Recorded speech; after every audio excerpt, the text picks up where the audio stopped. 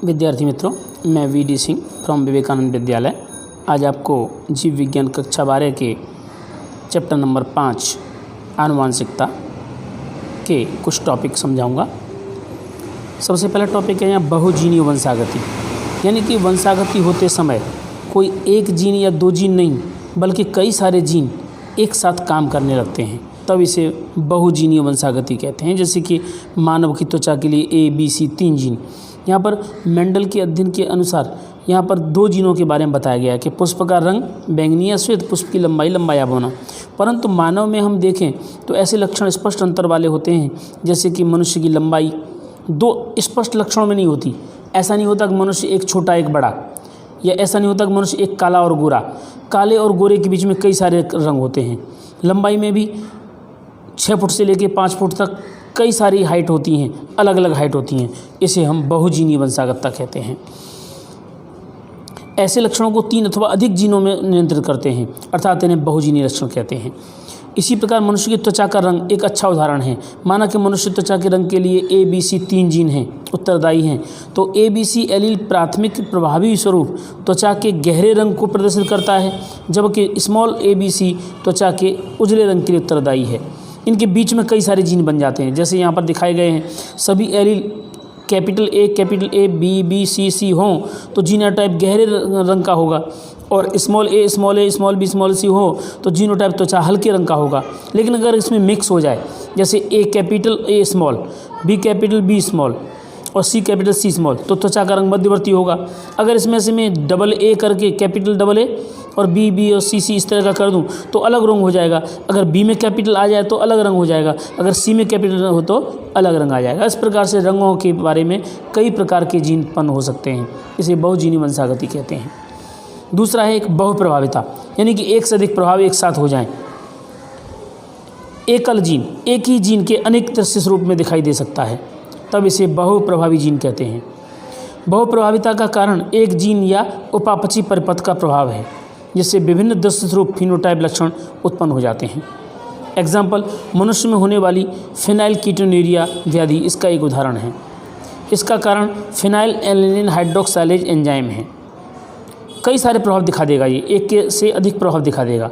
एक ही जीन की उत्पत्ति नहीं होगी तो यहाँ टायरोजिनेज भी हो सकता है, फेनाइलकीटोन्यूरिया तो होगा ही, और फिनाइल हाइड्रोक्साइलेज की कमी से ये आगे की तरफ पूरा पाचन नहीं हो पाएगा। दूसरा, यहाँ पर हम कुछ बात करें अन्य रोगों की, तो यहाँ कुछ रोगों के बारे में हमने उसमें बताया था कि आप लोगों को इससे पहले लेक्चर में कि कुछ क्रोमोजोमी विकार और गुणसूत्री विकार और दैहिक विकार कुछ बताए थे। तो यहाँ पर कुछ गुणसूत्री विकार से पहले यदि हम जेनेटिकली परिवर्तित क्यों होता है, कैसे होता है, लिंग संलग्न रोग कैसे होते हैं, उनके बारे में चर्चा करें तो सबसे पहले हीमोफीलिया के बारे में है। ये एक लिंग संलग्न रोग है, यानी कि लिंगी क्रोमोसोम में संलग्न होता है। लिंग क्रोमोसोम कौन कौन से होते हैं मनुष्य में? एक्स और वाई या एक्स एक्स। अब इस एक्स के साथ में कोई रोग लगा हो और साथ में वंशागति करे तो उसमें एक्स संलग्न रोग कहते हैं। इस रोग में स्त्री वाहक होती है एवं नर में रोग संचार करती है। प्रथम प्रयोग देखें तो प्रथम प्रयोग के अंदर स्त्री को यहाँ वाहक गिन लिया। देखिए यहाँ पर मैंने चार्ट बनाने की कोशिश की है, बस समझाने की कोशिश की है कि यदि मान लीजिए किसी भी मादा में वाहक के रूप में 2 क्रोमोसोम है एक्स एक्स, एक क्रोमोसोम या रोग का कारक है, लेकिन पुरुष सामान्य है, इसमें कोई भी एक भी क्रोमोसोम रोग ग्रसित नहीं है। ये जीनों की वंशागति, जीन इसके ऊपर आए हुए हैं रोग के। ये रोग के जीन यहाँ पर इसके युग्मक बनाएं तो 2 युग्मक बनेंगे, एक एक्स और दूसरा एक्स। एक एक्स होगा रोगी यानी कि वाहक, और दूसरे में कोई भी एक भी नहीं होगा। अगर इन दोनों का क्रॉस कराएं, जैसे ये रोगी वाला जहाँ भी जाएगा, जैसे ये रोगी वाला यहाँ गया, एक रोग वाला यहाँ गया, ये मैं रोगी वाले को यहाँ रेड कलर से बता देता हूँ साथ में।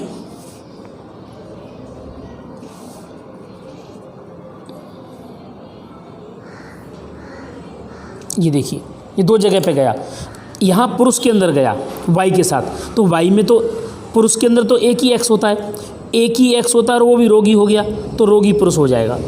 और यहाँ स्त्री के अंदर 2 क्रोमोसोम X होते हैं, उनमें से केवल एक ही रोगी हुआ, अर्थात पूरी तरह से रोगी नहीं हुई स्त्री, तो ये वाहक कहलाएगी। अगर नेक्स्ट टाइम हम रोगी और इसके बीच में, दोनों के बीच क्रॉस कराएं तो आप ऐसे करके देख सकते हो क्रॉस, रोगी पुरुष हो और वाहक स्त्री हो तो ये X इसके साथ जब भी जुड़ेगा तब दोनों X क्रोमोसोम रोगी हो जाएंगे और स्त्री रोगी दिखाई देने लगी। इस समस्या में स्त्रियां कम रोगी होती हैं क्योंकि वो वाहक बनी होती हैं।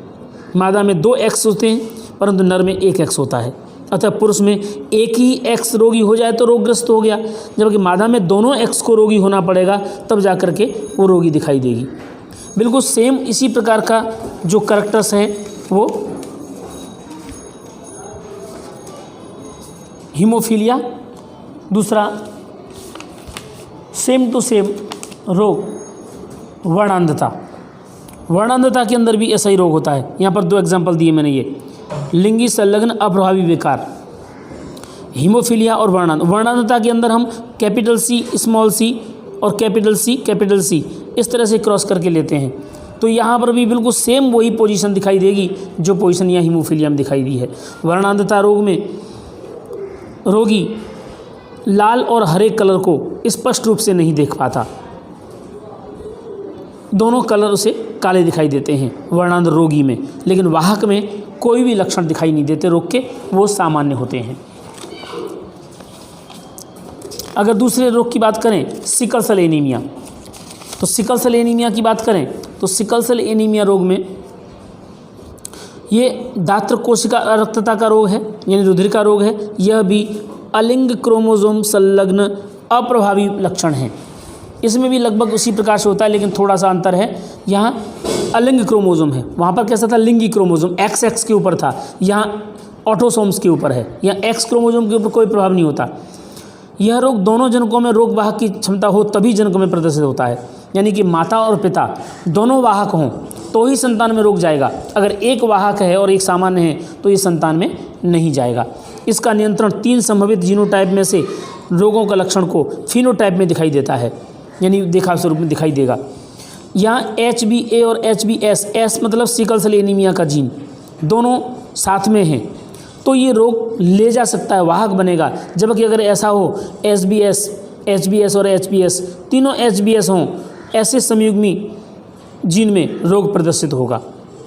विषमयुग्मी HbA और HbS रोग मुक्त होते हैं, जिन रोग नहीं होगा। HbA और S यानी कि एक सामान्य है और एक रोगी है, तो परंतु वाहक बनते रहेंगे, इसमें 50% संभावना बनी रहेगी।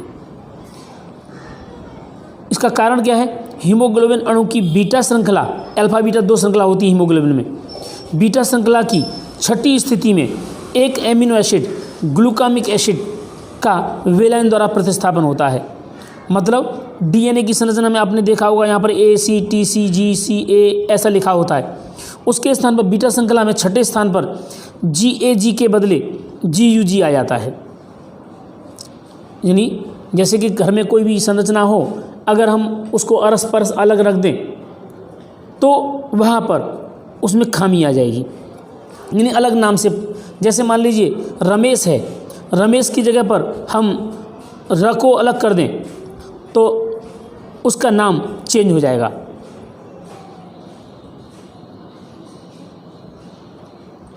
बस उसी प्रकार से ये प्रोटीन भी चेंज हो जाएगी।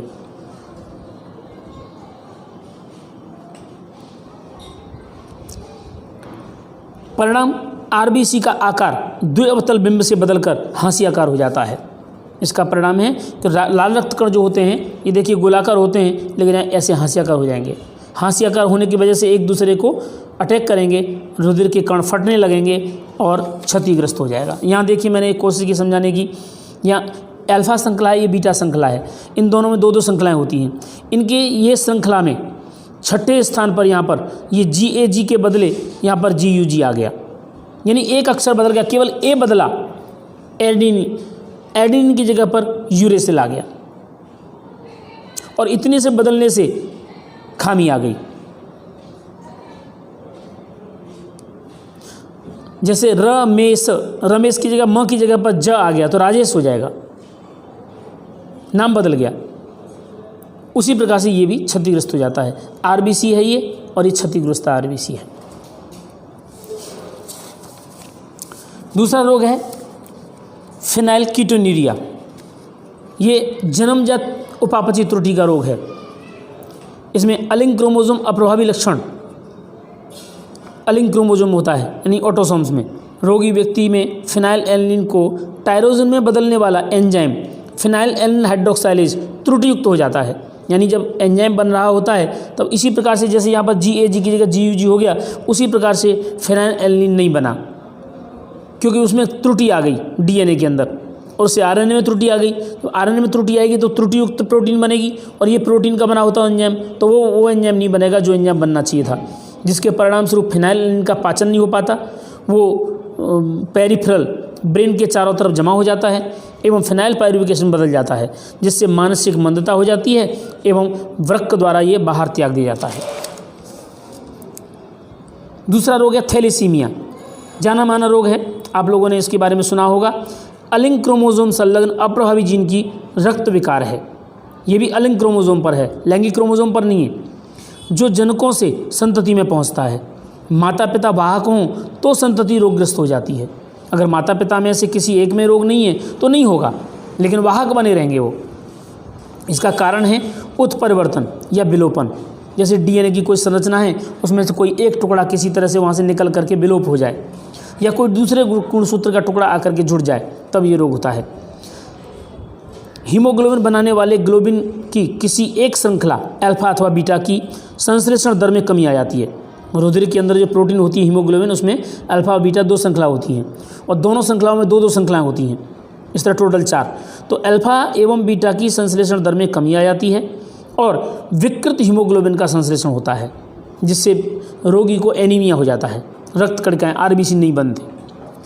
अल्फा एग्जाम्पल में देखें तो अल्फा थैलेसीमिया रोग में अगर नियंत्रण का देखें तो प्रत्येक जनक के क्रोमोसोम नंबर 16 पर 2 संलग्न जीन, क्रोमोसोम नंबर 16 पर 2 जीन आए होते हैं, HBA1 और HBA2 द्वारा नियंत्रित होता है, एवं 4 वैकल्पिक एलील में से किसी एक अथवा 2 जीनों के उत्परिवर्तन अथवा विलोपन के कारण ये प्रॉब्लम आ जाती है। जैसे क्रोमोसोम है ये 16 नंबर का, इसके क्रोमोसोम पर यहाँ एक जीन है, एक जीन यहाँ है। अब व्यतिकरण में ये जीन यहाँ से कट के अलग चला गया तो ये दोनों अलग अलग हो गए, इसकी वजह से खामी हो जाती है। दूसरा है बीटा थैलेसीमिया में जनक के 11वें क्रोमोसोम पर ऐसा होता है, एकल जीन द्वारा नियंत्रित होता है। यह रोग एक अथवा दोनों जीनों के उत्परिवर्तन से होता है। युग्म जीन में अगर ये उत्परिवर्तन हो जाए 11 नंबर के क्रोमोसोम के अंदर, तो बीटा थैलेसीमिया का जो प्रॉपर्टी है प्रोटीन नहीं बन पाएगी। और अल्फा वाला रोग मात्रात्मक है, जबकि बीटा वाला रोग गुणात्मक है, यानी इससे मात्रा कम होगी रुधिर की और इससे गुणवत्ता नहीं बनेगी। अगर अल्फा वाले ने खामी हुई तो रुधिर की मात्रा कम बनेगी, और अगर बीटा वाले रोग में खामी हुई तो उसकी गुणवत्ता बराबर नहीं बनेगी। दूसरा है आनुवंशिकता का क्रोमोसोमी विकार, यानी अभी तक हम पढ़ रहे थे क्रोमोसोम के ऊपर जीनों का विकार। जैसे ये क्रोमोसोम है, इस क्रोमोसोम के ऊपर जीन जो आए हैं उनकी खामी थी, लेकिन अभी हम पढ़ेंगे कि क्रोमोसोम की संख्या एक जोड़ी में 2 होते हैं, लेकिन एक जोड़ी में 2 की वजह से अपेक्षा एक कम हो जाए या एक बढ़ जाए, ऐसा बन जाए, ये बताया नीचे भी मैंने, तब ऐसी परिस्थिति आती हैं। जैसा कि आप लोग सामान्य रूप से जानते हो कि गुणसूत्रों की संख्या की विकार में सामान्य रूप से मानव में 23 जोड़ी गुणसूत्र होते हैं, यानी कि 46 गुणसूत्र होते हैं, परंतु किसी कारण से अर्धसूत्री विभाजन के समय गुणसूत्रों की संख्या कम ज़्यादा हो जाए। 2 प्रकार से ये हो सकती है, एक दैहिक में भी और लैंगिक में भी। जैसा कि सामान्य स्थिति में 23 जोड़ी में 22 जोड़ी ऑटोसोम्स AA और 1 जोड़ी XX या XY, ये पुरुष में XY होता है और स्त्री में 22 जोड़ी दैहिक और 1 जोड़ी लैंगिक होते हैं। ये सामान्य परिस्थिति है। परंतु दैहिक खामी के अंदर देखें तो 22 जोड़ी A, 1 कम हो गया, A 1 की जगह पर 0 हो गया, यानी कि 1 गुणसूत्र कम हो गया। 22 दूनी 44 की जगह 41 हो गए, 23 दूनी 46 की जगह 1 कम हो गया तो 45 हो गए। इस प्रकार से यहाँ 22 A0 प्लस XX विलोपन, ये विलोपन हो गया, और यहाँ पर एक ट्रिपल A हो गया, यानी कि 1 क्रोमोसोम बढ़ गया, ये क्रोमोसोम बढ़ गया, यहाँ 1 क्रोमोसोम कम हो गया। तो एक गुणसूत्र की कमी या अधिकता इस प्रकार का रोग उत्पन्न कर देती है। जहाँ पर लैंगिक गुणसूत्रों की बात है तो वहाँ पर यहाँ लैंगिक गुणसूत्रों में खामी आएगी। 22AA दैहिक गुणसूत्र तो जो के तो रहेंगे, परंतु यहाँ X 0 हो जाएगा, XX नहीं रहेगा। यहाँ पर XXX 3 हो गए मादा में। नर में देखेंगे तो यहाँ XXY हो गया या XXYY हो गया। तो ये गुणसूत्रों की अधिकता और कमी का ये रोग है। 21वीं जोड़ी की एक अधिकता से डाउन सिंड्रोम हो जाता है। 21वीं जोड़ी में यहाँ 22 AAA हो गया, यानी एक क्रोमोसोम बढ़ गया और बाकी सेक्स क्रोमोसोम जो के तो रहे, यानी कि 21वीं जोड़ी में डबल क्रोमोसोम की जगह पर ट्रिपल क्रोमोसोम हो गए। सैटेलाइट वाला होता है ये क्रोमोसोम। 22वीं जोड़ी में ये और 21वीं जोड़ी में ये 2 क्रोमोसोम की जगह पर 3 बन गए, 2 की जगह 3। 21वीं जोड़ी में एक गुणसूत्र की वृद्धि हो गई। डाउन सिंड्रोम 21वीं जोड़ी में 2 के स्थान पर 3 गुणसूत्रों के होने के कारण होता है। इसकी खोज वैज्ञानिक लैंगडम डाउन ने की थी। इसमें कैरेक्टर्स में लक्षणों में कद छोटा होता है, सिर छोटा और गोल होता है, चेहरा चपटा होता है, जीभ खांचयुक्त होती है, मुख आंशिक रूप से खुला रहता है, लटकती हुई जीभ, होठ मोटे, सपाट चौड़ी हथेली, यानी हथेली के ऊपर जो लाइनें पाई जाती हैं ये लाइनें नहीं होंगी, शारीरिक मन प्रेरक और मानसिक रूप से मंद होगा, विकास अवरुद्ध होगा। ऐसा होता है ये दैहिक रंगसूत्रों की एक गुणसूत्र के बढ़ जाने से। दूसरा है लैंगिक गुणसूत्रों की कमी अधिकता का रोग, जहाँ पर क्लाइनफेल्टर सिंड्रोम और टर्नर सिंड्रोम 2 रोग हैं। इनमें सेक्स क्रोमोसोम जो XX है या XY में अधिकता या कमी हो जाती है। इस रोग में पुरुष के में एक X गुणसूत्र के बढ़ जाने से होता है। कुल गुणसूत्र 47 हो जाते हैं, 46 की जगह पर कितने 47 हो जाते हैं। जैसे यहाँ दिखाए 22 यानी 22 दैहिक जोड़ी में और एक यहाँ पर बन गया XXY, यानी कि एक X बढ़ गया। यहाँ पर जो बढ़ा वो एक X बढ़ा, जिससे ये टर्नर क्लाइनफेल्टर सिंड्रोम हो गया। ये पुरुष में Y तो है इसलिए पुरुष तो होगा ये, लेकिन स्त्रीत्व के लक्षण आ जाएंगे, डबल X हो गया इसलिए।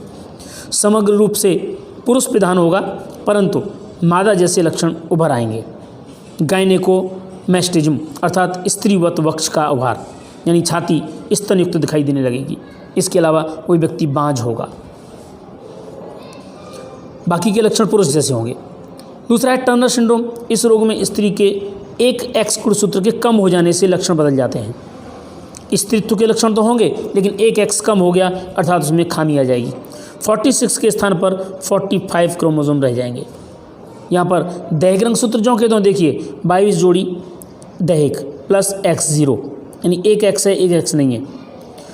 ऐसे लक्षण हैं बांझ नारी, यानी संतति उत्पन्न नहीं कर सकेगी। अंडा से अल्पवर्धित, द्वितीय लैंगिक लक्षणों का अभाव, ये इसके कैरेक्टर्स हैं।